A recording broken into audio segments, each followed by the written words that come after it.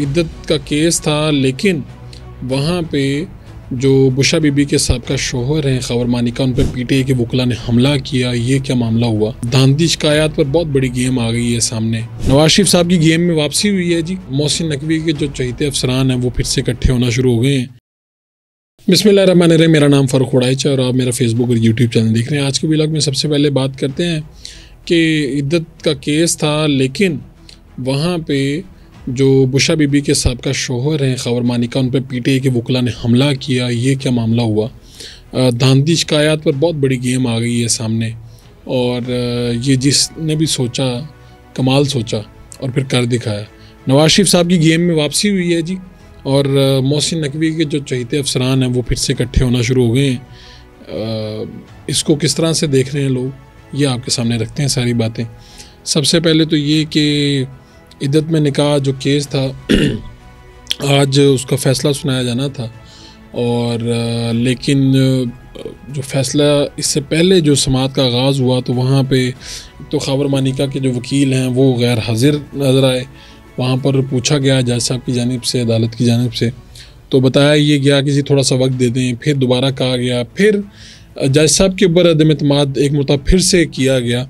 और दिलचस्प बात यह है कि ख़ुद मुकालमा किया खबर मानिका साहब ने। उन्होंने सेशन जज से मुकालमा करते हुए कहा कि मैं आपसे फ़ैसला नहीं करवाना चाहता हूँ। उन्होंने पूछा कि जनाब वजह क्या है, बार बार अदम एतमाद क्यों कर रहे हैं आप, कोई ठोस बात करें।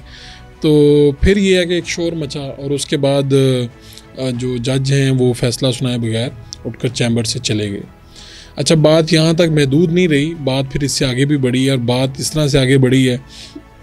इससे पहले आप खबर मानिका जो हैं उनके मुख्तलिफ बयानात, इंटरव्यूज़ और ये तो आपने देखे। तो इस्लामाबाद की अदालत में जब खबर मानिका निकाह केस की समाअत हो रही थी पेशी के लिए, जब वो आए तो हुआ ये कि अदालती अहाते में ही वीडियो भी आप देख सकते हैं कि वकला जो हैं पीटीआई के, उन्होंने उनके ऊपर हमला कर दिया। और उनके मानिका साहब के साथ अपने साथ भी वकील थे, लेकिन उस सब के बावजूद ये कि उनके ऊपर हमला हुआ और फिर उनको तेज़ी से वो आके लेके गए, उनको महफूज किया, और उनकी जानिब बोतलें भी फेंकी गईं और बाकायदा ये हमला किया गया। और फिर ये है कि अभी ये जो ये फ़ैसला है, इस आपको पता है कि यही वो मामला है जिसके ऊपर बिलावल भुट्टो हों या राना सनाउल्लाह या इमरान खान के सख्त मुखालफिन, वो भी इसके ऊपर जो हैं वो बड़े ही तशवीश का मुज़ाहरा करते हैं, और वो इस हवाले से वो ये सोचते हैं कि ये मुनासिब मामला नहीं था। इसी में जो है ये वही केस है जब इलेक्शन से पहले तीन सज़ाएँ सुनाई गई थी, और हम भी इसी तरह टीवी के किसी स्टूडियो में बैठे थे तब ये ख़बरें सामने आईं।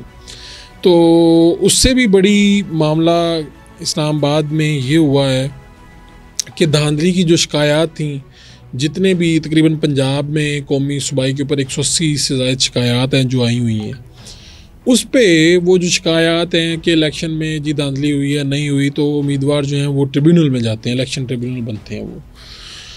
अब इलेक्शन कमीशन के पास एक आर्डीनेंस जारी हुआ है, जिसके बाद जो कि कायम मकाम सदर जनाब यूसुफ रज़ा गिलानी साहब ने किया है। दो उन्होंने किए हैं, एक नैब के हवाले से जिसके ऊपर भी बड़े एतराज़ात, और एक ये है।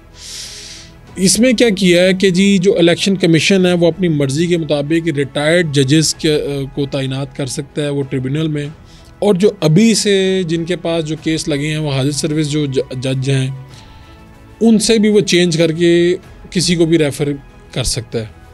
और इसके ऊपर बड़े तहफ़्फ़ुज़ात हैं, ख़ास तौर पर पाकिस्तान तहरीक-ए-इंसाफ़ के। इसी के ख़िलाफ़ खैबर पख्तूनख्वा असम्बली में करारदाद भी मंजूर हुई है इस मामले के खिलाफ। ये मामला हुआ क्या है, ख़बर मैं आपके सामने रखूँगा, फिर इसे खोल के आपके सामने तफसील से समझाऊँगा आपको। हुआ ये है कि आम इंतखाबात में धांधली की शिकायत सुनने वाले ट्रिब्यूनल्स के मामले में गेम चेंजर तब्दीली वाक़या हुई। दिल बड़ाई की खबर है, इलेक्शन कमीशन ऑफ पाकिस्तान को अपनी मर्ज़ी के जजेस तैनात करने के इख्तियारात मिल गए हैं। वजारत कानून के मुताबिक नए ट्रिब्यूनल्स बनने के बाद पहले से चलने वाले केसेस को मुंतकिल करने के इख्तियारात भी इलेक्शन कमीशन के पास होंगे। ज़राए के मुताबिक इख्तियारात मिलने के बाद इलेक्शन कमीशन रिटायर्ड जजेस पर मुश्तमिल नए ट्रिब्यूनल्स कायम करने जा रहा है। इलेक्शन एक्ट में तरमीम के लिए जारी हालिया आर्डीनेंस, जिसका मैंने जिक्र किया, के बाद इलेक्शन एक्ट के 2017 के सेक्शन 140 को इसकी पुरानी हालत में बहाल कर दिया गया, जिसके तहत election commission of Pakistan election tribunals के लिए अपनी मर्जी के रिटायर्ड जज साहिबान को हाई कोर्ट के चीफ जस्टिस साहिबान की मशावरत के बगैर तैनात कर सकेगा।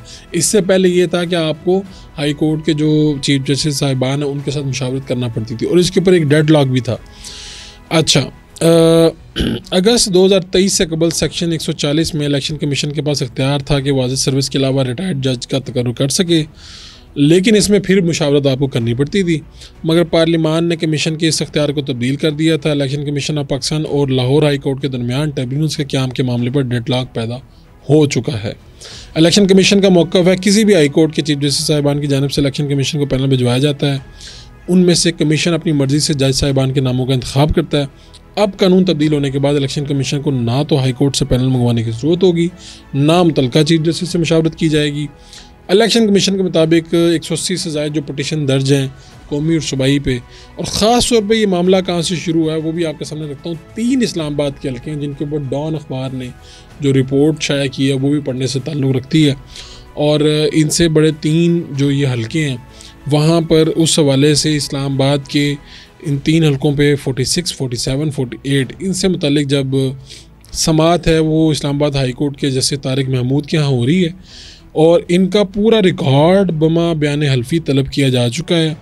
अहम रिमार्क्स भी आए हैं, और ये जो 3 हलके हैं असल में ये तवज्जो का मरकज़ है जहाँ से अगर तो गेम यहाँ से उखड़ती है तो फिर पूरे पाकिस्तान में बाकी जो मामलात हैं वो भी कंट्रोल में नहीं आएंगे। तो अब इस आर्डिनेंस को जारी होने के बाद देखना पड़ेगा कि ये इस्लामाबाद हाई कोर्ट में जो ये मामला था उस पर क्या होगा।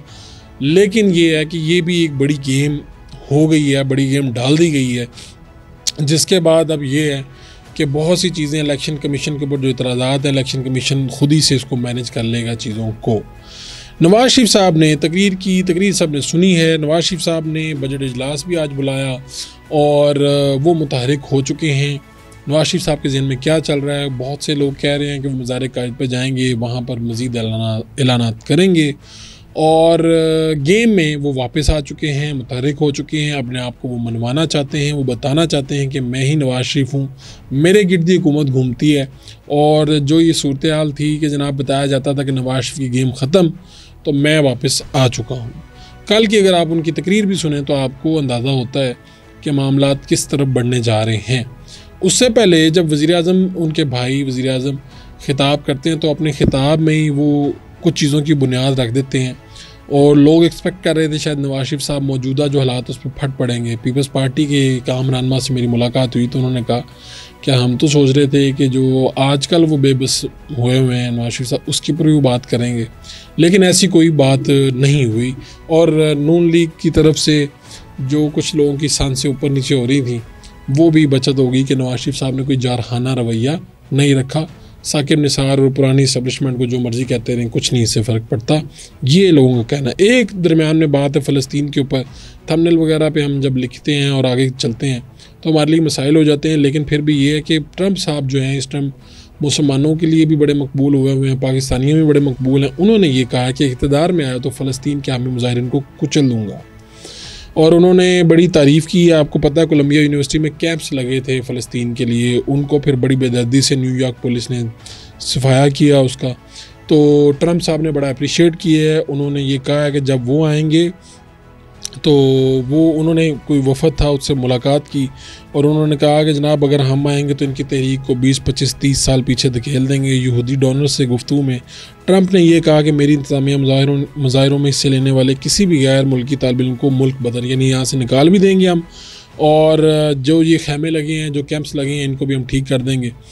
आगे चलते हैं। वो मामला है मोहसिन नकवी साहब का। लाहौर से यहाँ पे हमारे SSP ऑपरेशन थे अली रज़ा, वो यहाँ से चले गए इस्लामाबाद में, DIG ऑपरेशन हो गए इस्लामाबाद में। उससे भी दिलचस्प खबर ये आई है कि शेर बानो नकवी जो बड़ी मशहूर हुई, इचरा में एक वाक़या हुआ था, ASP थी यहाँ पे, उन्होंने एक ख़ातून को मुश्तिल हजूम से बचाया था, जो कि बहुत अच्छी बात है। उसके बाद फिर उनकी मीम्स भी बनना शुरू हुई, शादी की भी चीज़ें आई सामने। फिर अभी उनकी एक चल रही है कि शहीद जो है वो ज़िंदा होता है और उसकी बेवा जो है उसको इस तरह से उसके ऊपर भी बेशुमार लोगों ने इतराज़ात उठाए। अब हुआ ये है कि वही शेर बानो नकवी जिनके हवाले से मुख्तलिफ लोग मुख्तलिफ बातें करते हैं कि पता नहीं आर्मी चीफ के नज़दीकी हैं, फ़लाने की है, मोहसिन नकवी की। नकवी तो है। तो अब लोगों ने कहना शुरू कर दिया जी मोहसिन साहब ने इस्लामाबाद में अपने चहेते अफसरान इकट्ठे कर लिए हैं। अगर किसी को कोई अफसरान पसंद हैं और वो उनके साथ मिल के काम कर सकते हैं तो इसमें चहेते वाली क्या बात है। बाज़ लोग कंफर्टेबल होते हैं। और इसी तरह इस्लामाबाद में नासिर रिजवी, इस्लामाबाद में वो IG आ चुके हैं। इस्लामाबाद में DIG जो हैं वो अली रज़ा साहब आ चुके हैं, DIG ऑपरेशन। और उसके बाद फिर अब वज़ारत दाखिला की जानिब से जारी नोटिफिकेशन के मुताबिक शहरबानो नकवी मोहसिन नकवी की PSO की हैसियत से फ़राइज़ अंजाम देंगी। और शहरबानो नकवी इससे पहले IB के असिस्टेंट डायरेक्टर के तौर पे काम कर चुकी हैं। 2019 में CSS पास किया था, पब्लिक मैनेजमेंट में काम शुरू किया था। और अब उनका ये मामला आया है कि उनको, आपको याद होगा इनके आर्मी चीफ सैयद जनाब जनरल आसिम मुनीर साहब से भी मुलाकात हुई थी और लोग बड़ा इशारा करते रहे कि मोहसिन साहब के साथ इनकी रिश्तेदारी है, इसलिए इनको ये दिया जा रहा है, वो दिया जा रहा है। लेकिन इसका कोई खातिर खा किसी के पास प्रूफ नहीं है, ये सिर्फ बातों ही बातें हैं। तो अब ये है कि जी मोहसिन नकवी साहब के पास एक उनकी ज़बरदस्त टीम इस्लामाबाद में और वज़ारत दाखिला में, इसी तरह PCB में आपको बताया था कि वो DC साहब थे, उनको वो PCB में ले गए। यहाँ से उनके जो PRO थे उनको वो PCB में साथ ले गए। और इसी तरह आमिर मीर साहब उनके साथ मिनिस्टर थे, उनको वो साथ ले गए। फिर कुछ अपने ही चैनल्स के वो अफराद हैं, उनके वो डिजिटल मीडिया के लिए, उस मामले के लिए भी PCB की तरफ ले गए उन्हें। और अब ये शहरबानो नकवी जो कि ख़बरों में थी, जो सबके सामने थी, वो भी इस्लामाबाद की हो गई हैं और अब वो वज़ीर दाखिला की PSO हैं। तो देखिए पाकिस्तान में अब होता है क्या, आगे किस तरह मामला बढ़ते हैं। अपने मेज़बान फ़ारूक वड़ाइच को इजाज़त दीजिए, लाने के बाद।